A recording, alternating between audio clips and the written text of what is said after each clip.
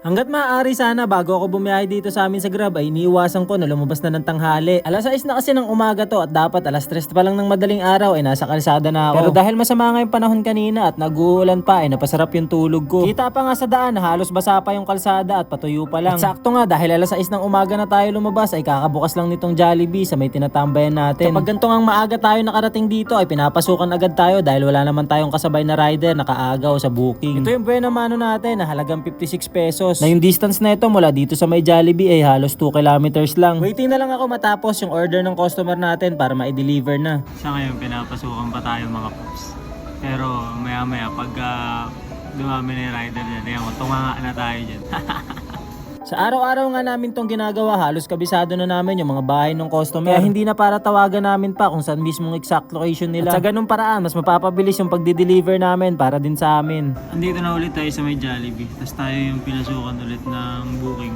Ito, papakita ko sa inyo. Dalawa yan, dalawa. So far, tayo pa lang yung nakaka-pick up dito. Dun sa may logbook, 3.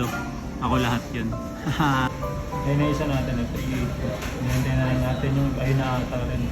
Masarap talaga mag-pick up kapag umaga dahil wala pang masyadong dine-in customer at mabilis lang magawa yung orders. Ang kaso nga lang, pag may order na kape yung customer, ganito talaga nangyayari. Napuputol yung papel nilang lagayan dahil sa leak.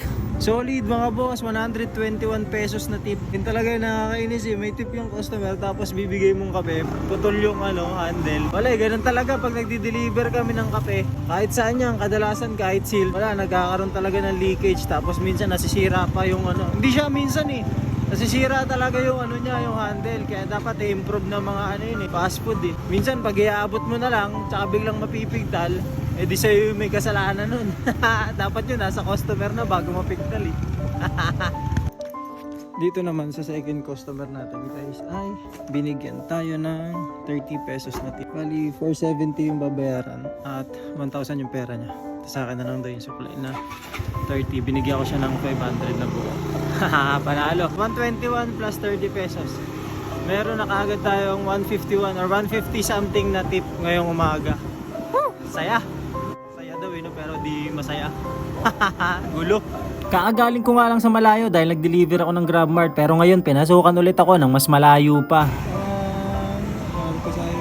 196 naman yung pamasahe. Medyo mababa ng konti. Pero tatakbuhin pa rin natin yan. Ito lang yung pinabili sa atin or yung pinadeliver. Talagang 280 pesos tapos yung delivery charge 200. 80 lang yung yung pagitan no? Ito naman yung maganda kapag malayo yung biyahe mo, isang malakihang pamasahe yung makukuha mo. Tapos swerte palalo kung napakaganda ng kalsadang dadaanan mo at hindi traffic. Dito ako dating nag-deliver sa San Valley Gold ba to? Ng pagkain, tapos tinipan ako ng 500. Ayun yung pinakamalaking tip ko eh. Pag uwi ko, di ko sana talaga tatakboyin yung pag uwi ko. Nakita ko na lang, meron ng malaking tip. Kaya tuwan-tuwa ako, ibuti tinakbo ko pa rin. At paaganto rin yun ngayon.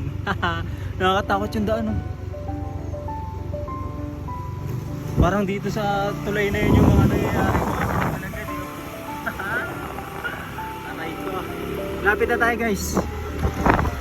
Sobrang liblib nga nung pinagdelibera natin na to at sa sobrang lawak ng kalsada nila, 2 bahay lang yung nakatayo rito. Kaya yung mga kalsada dito ay sobrang lumot. Na kahit gaano kaganda yung gulong mo ay dudulas at dudulas ka rin talaga dahil hindi to palagi nadadaanan. Sakit.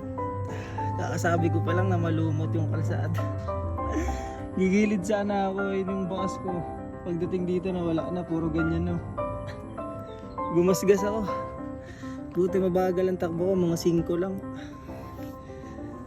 Dag-anan ako. Ayun, tignan niyo yung pet ko. Malumot. Legit, malumot. Ang dalas. May i-check kasi sana. I-check ko kasi sana tong ko, reserve ko. May leak yung yung hose na nilagay ko. Nadali ako boy. Sakit na, dag-anan yung paa ko dito. Ay, nagasgas Struggle Side mirror ko Cellphone power bank ko nahulog din Malas na swerte pero all goods lang. All good in a hood. Sama talaga yan, nangyayari talaga yan boy. Di pwede, buti hindi siya slide talaga na bangga. Pahinto na ako, namreno na ako. Tapos dumulas na dahan-dahan. All good, inood. Malas.